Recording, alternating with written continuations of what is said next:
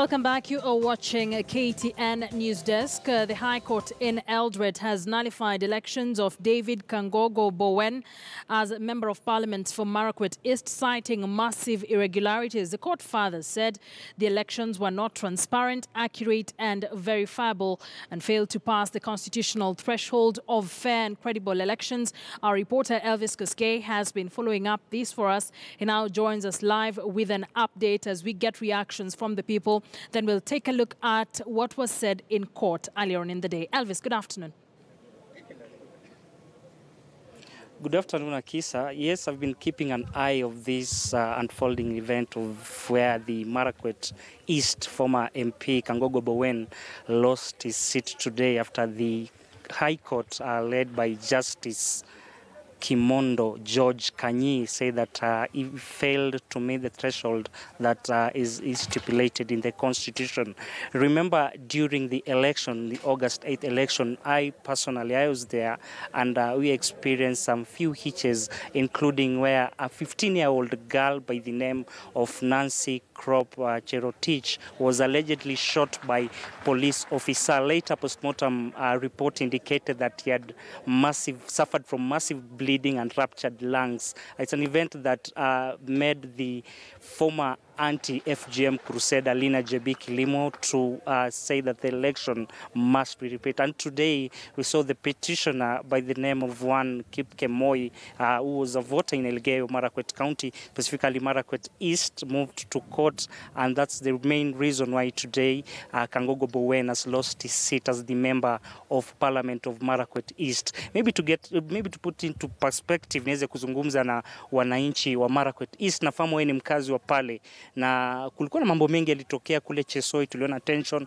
siku ya uchaguzi. Leo tunaona mbunge wenyu hivi sasa anaitwa aliyekuwa mbunge wa Marakwet East amepoteza kiti chake. Wewe kama mkazi sasa konzipi? Mimi ninaitwa Kimore Simon, ni resident wa Marakwet East na nilikuwa chief agent wa Mheshimiwa Kangogo Bowen. Pia nilikuwa agent wa Jubilee. Nilikuwa agent wa Jubilee wa tarehe 8 mwezi wa 8. Kwa hivyo mimi naheshimu uamuzi wa mahakama, nampa huyo petitioner ongera, lakini namueleza kwamba wembe ni ule ule, tukutane ground tujue ukweli. Tuko ready saa hizi, tumewapikia watu wetu kule ground kwamba election watarudia election na wako tayari. Ya kwa hivyo sasa saa hizi tuko na huzuni mingi kwamba kule Kerio pale kuna mambo ya insecurity sana. Hatuchamaliza hii mambo ya insecurity, watu wengi saa hizi, kuna watu wenye pato wako mojari, kuna wengine wako hospitali. Hilo tutazungumzia. Wacha niweze kusikia kutoka kwa mkazi wa pili. Nataka tuzungumzie uchaguzi wa leo. Najua kwamba kuna utovu wa usalama, lakini umeangalia kwamba mahakama leo imeweza tupilia mbali na imesema kwamba uchaguzi hauko wa haki. Naitwa Timothy Olekongu, mimi mkazi wa Marakwet East, na nashukuru koti. Marage kule ndio tunatafuta haki. Aliyetafuta haki alipata haki yake, mwenye alishindwa naye akubali na turudi kiwanja raia waamue. Na tunashukuru na sina mengi, mimi nasema tu wakazi wa Marakwet East warudi kiwanja, tuone mshindi watatafuta mbunge wao. Kama atarudisha Bowen ama mpinzani yule mwingine tutashukuru.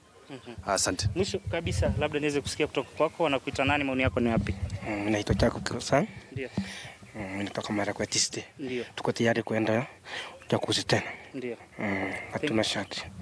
Akisa, you've had mixed reactions there from residents of Elgeyo Marakwet County, Marakwet East constituency, and I remember after the election of the August 8th, one Nyongesa was the returning officer. That particular polling station indicated that Kangogo Bowen had garnered 14,812 votes against Lina Jebi Kilimo, who managed to secure 13,845 votes. But today, as we heard from George Kanyi, the justice in the High Court of Eldoret, nullified the election of Kangogo Bowen. So is the small matter of the remaining days that will determine the political direction of Marakwet East constituency. All right, thank you for that update, Elvis Koskei, for us there in Marakwet East. Let's take a look at some of the reasons given out by the judge on why he nullified that petition earlier on in court.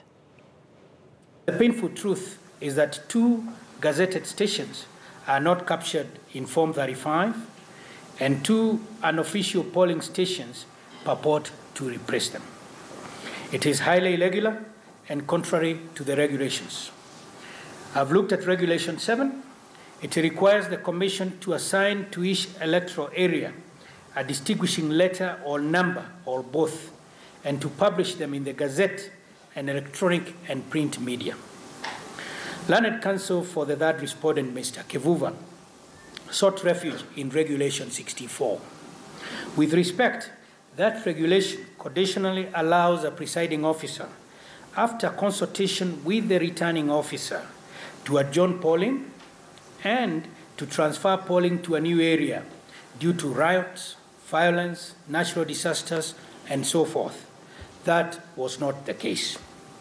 True, the complaints at Ebokala and Ket Mekiget are not explicitly mentioned in the tables at paragraph 38 of the petition or paragraph 37 of the supporting affidavit.